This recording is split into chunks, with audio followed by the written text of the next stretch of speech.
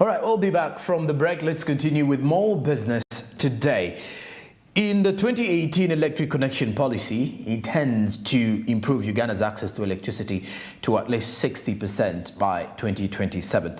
In 2019, 71% of urban residents had access to electricity, compared to 32% of rural residents. Renewable energy to satisfy its renewable requirements was one of those that were highlighted. In a similar manner, the Ministry of Energy modified the geographical information system to enable it to fulfill the promise. In this report, we talk matters geographical information system and its impact.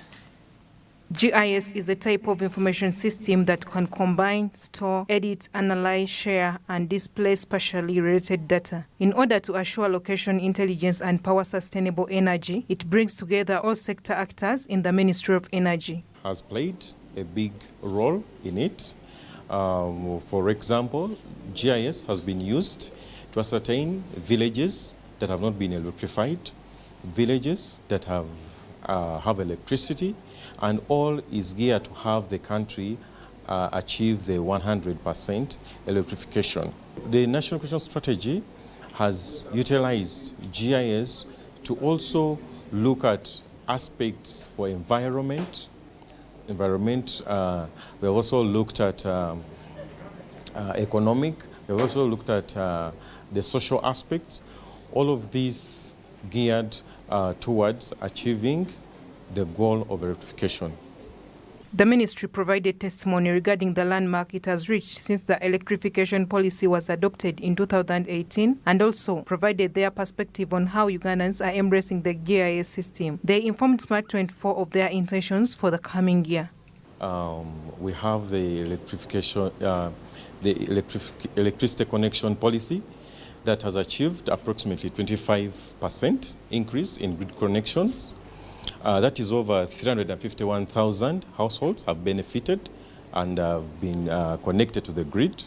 We have 13,000 connections, and these are for commercial, and 936 education facilities have also been connected to the grid.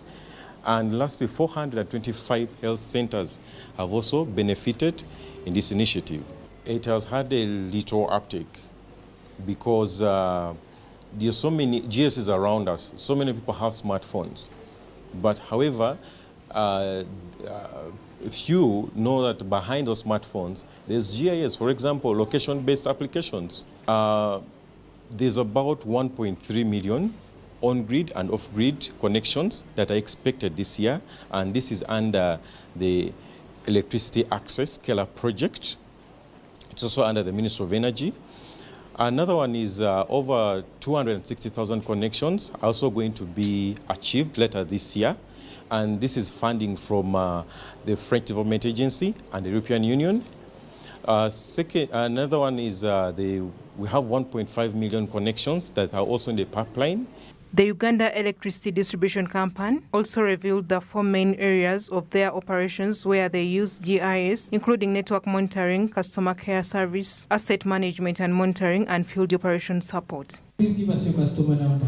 And as the person is giving that customer number, he's keying it into this system. And it's easy it makes it possible to locate where that customer is, and support is provided. Asset management and monitoring. This is UEDCL's core. This is UEDCL's core mandate in Uganda, where we're monitoring concession assets as well as the investments that are occurring on the asset. Now, these investments may be by Omeme, by Wenreco, and ETC, and all these investments are being monitored as data is inputted, is being input into the GIS system. The geographical information system, once adapted, it will save government finances and finances from different entities in Uganda. But it is slowly adapted just because of the high costs incurred in the internet. Monica Nabionga, Smart24 TV, Business Today. All right, now, Business Today sets an eye and an in-focus into Uganda's oil and gas sector. The journey did start with way back at discovering the oil and That was in Western Uganda. Well, speaking of discovering oil in Uganda, the final investment decision was taken earlier this year, signed and sealed in February, was between Uganda, Total Energies, CNOOC and Tanzania. These are the four key stakeholders in Uganda's oil and gas sector, with Total Energies having 62%, Uganda and Tanzania do share 15%. Now, the China National Oil and Offshore Company having 8% of the shares in the oil and gas sector in Uganda. Many things have been developed, or when you look at the infrastructure developments going on around the Hoima areas and the Tilenga oil project. Well, speaking of Uganda's oil and gas journey, we all expect that by 2025, Uganda will be receiving its first drop of oil. And hopefully, because Tanzania will be managing our exports of oil out of the country through the oil and gas pipeline project, the East African Crude Oil Pipeline Project, EACOP. Ronan Ahabo takes you through Uganda's oil and gas sector. Here it is. Uganda's oil and gas sector has transitioned from having only an exploration to new explorations and preparation of the discovered oil fields for production. The developments also include putting in place infrastructure for both commercialization of the discovered 6.5 billion barrels of oil and gas resources and facilitating the developments in the sector. The final investment decision for Uganda's oil and gas projects, approximately worth $20 billion, was signed in February 2022. This was by the Uganda National Oil Company with its joint partners Total EP Uganda and the Chinese National Oil Company and the Ministry of Energy and Mineral Development. The jobs created. There's the skilled labor, there is the semi-skilled labor, there is the unskilled labor, and you're looking at like 160,000 jobs across all projects being created in this period, right? So those are things that make any country smile when you have such huge projects coming into your place, because it sends a signal. The people internally are happy, there's money, and it has spin-off effects. The jobs, they are evident.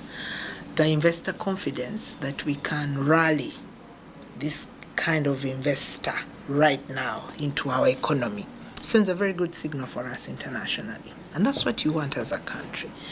So definitely we are seeing this contribution as something the long awaited for. The policy framework for the oil and gas sector highlights key issues, including 7 sets of regulations on technical, health, safety and environment, national content, among others. All major oil and gas developments, including the Tilenga, Kingfisher, the East African Crude Oil Pipeline and the refinery projects, were first subjected to a preliminary environmental and social screening process that informed the conceptual design of the projects.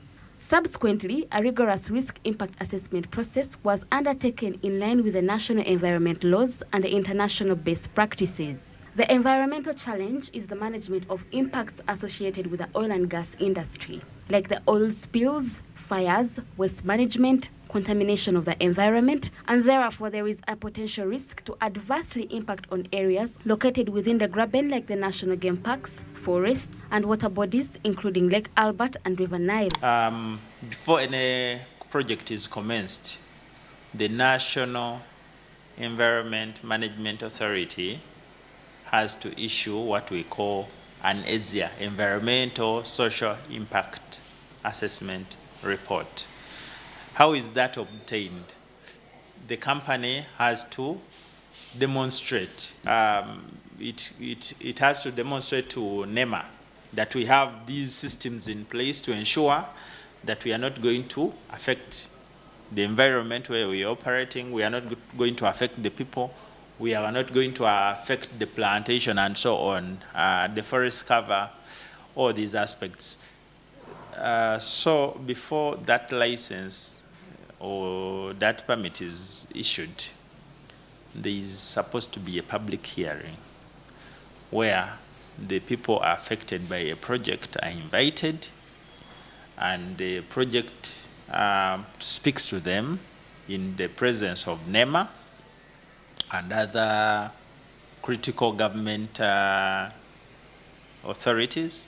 In an article written by Dr. Joseph Kobsheshe, a director of Environment and Health Safety at Petroleum Authority of Uganda, he states the oil and gas industry could be a solution to greenhouse gas emissions reduction. This is by providing more Ugandans access to cleaner energy, eliminate emissions associated with import of petroleum products, provide alternative sources of livelihoods such as LPG, and lessen the dependency on environmentally degrading economic systems. The opportunity now has been that actually the goal of the sector is to ensure that when petroleum activities in these areas cease, we are leaving the area in a much better place than we found it, and that we call the net gain program. So the net gain program being implemented within the Action Falls National Park is aimed at ensuring that overall there is a net positive gain in terms of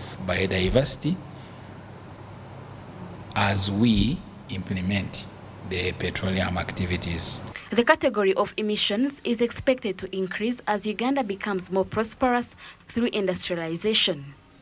Likewise, the emissions from the energy sector are expected to increase as more Ugandans access energy and our country moves closer to ending energy poverty. The Petroleum Authority of Uganda says a rich regulatory framework that came with these projects of such magnitude will also be used to regulate similar activities in the future. A number of environmental laws, regulations, standards incorporating oil and gas aspects have been developed. Just as an example, the Petroleum Waste Management Regulations of 2019, we never used to have those. Those were developed in 2019, and they guide the way in which petroleum waste is managed. The National Oil Spill Regulations of 2020, again, these regulate the prevention, preparedness, and response to oil spills. The National Oil Spill Contingency Plan, again, very specific in terms of how the strategic environment assessment, which was developed in 2013, and the list could go on. National Environmental Management Authority acknowledges the sensitivity of projects such as the Tilenga project earmarked by Total that has launched biodiversity programs to conserve the flora and fauna of the areas in which they operate. Purposes of this project, sensitivity mapping was done for the area to identify which area is more sensitive in terms of conservation. After mapping the sensitive areas, then you apply avoidance so that you avoid the sensitive areas. For example, fishing breeding areas or breeding sites for wildlife. You avoid them. Areas where wildlife, for example, leak salt leak areas, you avoid them, you know. So you identify sensitive areas and you avoid them. That's avoidance. But like I said, from avoidance, you go next. But before you leave avoidance, for example, the pipeline has avoided wetlands of international importance, all Ramsar sites have been avoided, protected areas have been avoided as much as possible, water bodies. So that's avoidance. This is the initial stage. Now, after you've avoided, you go into mitigating or reducing impact. And that's largely about the scale, really, and the technology you employ. Statistics demonstrate that no one-size-fits approach if the world is to tackle the climate change problem. Uganda's greenhouse gas emissions from industrial processes and the products are just 0.55% of its total emissions. For instance, the East African crude oil pipeline is going to be largely buried.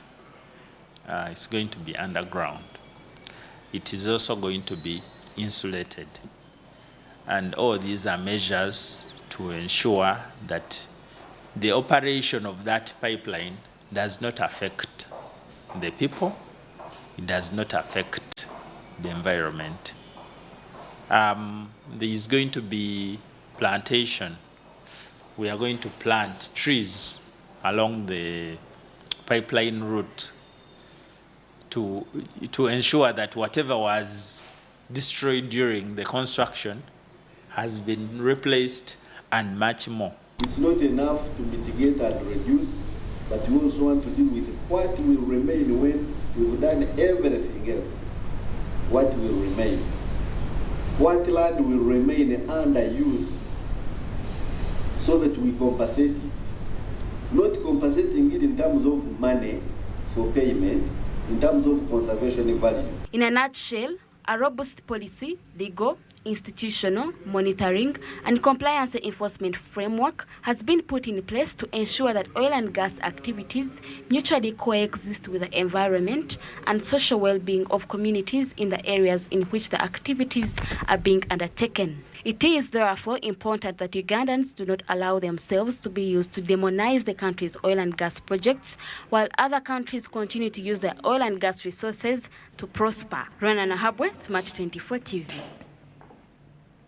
All right, now the fight against Uganda's oil and gas is something that is been trending lately via social media platforms, but we do hope that by 2025, hopefully, Uganda's oil and gas will definitely be a big celebration for the entire Ugandan community, and surely that will be something that we Ugandans will be excited about, as we will be experiencing our very fast drop of oil.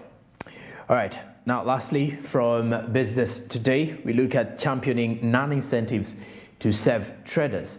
The members of Kampala City Traders Association, the Business Support Association in Uganda, have now petitioned the government over what they claim are unfair taxes imposed on the traders, while most businesses are still struggling to recover from the effects of COVID-19, and then now there is a shock of the Ebola outbreak. They also want the government to support non-incentives, which they claim will benefit all Ugandans in the value chain. We have more of this report. They appeared before Thomas Tayebwa, the Deputy Speaker of Parliament, in the company of Association's Chairs Thaddeus Musoke, to discuss some of the problems facing the traders, as well as some suggestions they believe will benefit both the government and Ugandan traders. According to the chairperson of Kasita, many farms were severely impacted by the COVID-19 times and are only now beginning to recover, if not still fighting to do so. It would be wiser if the government promoted non-tax incentives which benefit everyone instead of tax holidays, which just favor a select few. As Kasita, we recommend that the government can champion non-tax incentives. Non-tax incentives or strategy. This is a strategy whereby the government can design infrastructure. So like currently, we hear the government is trying to repair the levee. This is good news to us, to fully utilize the lake, because those are cheap means of transport.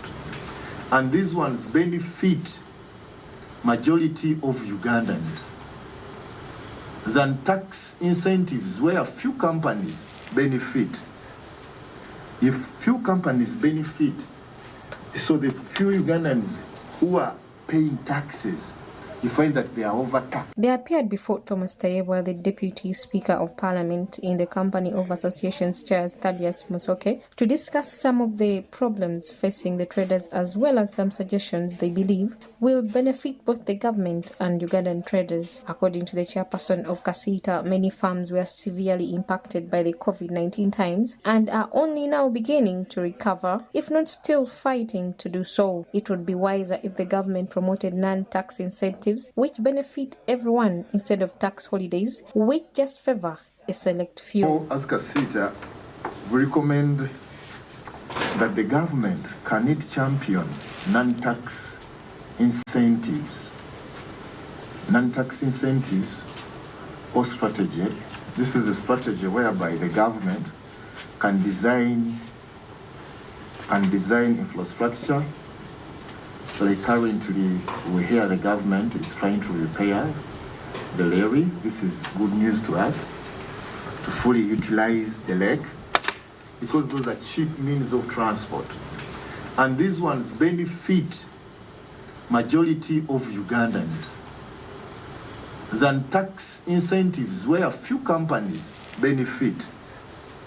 If few companies benefit, So the few Ugandans who are paying taxes, you find that they are overtaxed.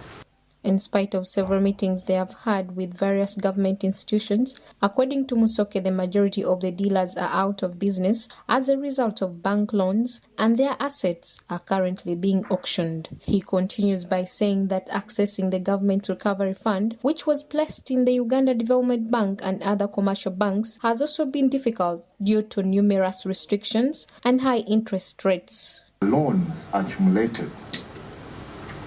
We try to engage different government agencies and the banks.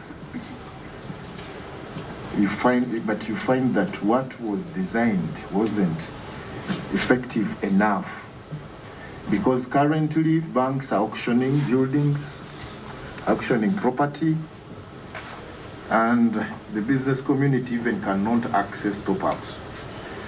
We are trying, as Kasita, lobbying different government agencies and requesting your office to see how best we can assist our comrades who are in such a very tricky situation. The government allocated a recovery fund. The members have also expressed their displeasure with the 18% value-added tax that was recently imposed on animal feeds but had been removed by the 2017 Amendment Act. Some claim that this is an attempt to cripple the agricultural sector. So we are coming up to realize that recently most of our companies trading in the poultry and animal feed concentrate are being asked to pay taxes of import duty on items that we brought in and cleared through the normal process of URA, and they were duly released. Then URA comes up to say that unfortunately there was a misclassification, and because of that we are supposed to pay backwards import duty of 18%. And as far as we are import duty of 10%. And this is really in gross amounts of money. But you also understand that unless the objective of URA is to bankrupt us by engaging us to pay this unfair tax through their own mistake, it wouldn't be fair. So it is upon that reason that we have tried to come back to Parliament, who we believe are the framers of this law, to interpret it clearly. But in his response to the members of Kasita, the Deputy Speaker noted their concerns and forwarded their petition to the Committee of Trade, where it will be discussed with all parties involved in an effort to find a permanent solution to the problems raised by Kasita. You presented them. They are very strong and well-documented issues, which I will refer to the Committee on Trade to go and do a comprehensive study and engage the different stakeholders. Through this engagement, some of the issues, especially right now, the taxes on clothes, okay? Those ones you can even hand at committee level. Because we would go back to what did we agree last time. Yes. Why are URA now charging different from what was agreed with the minister and captured within the agreement? Okay? So those ones I will refer to them.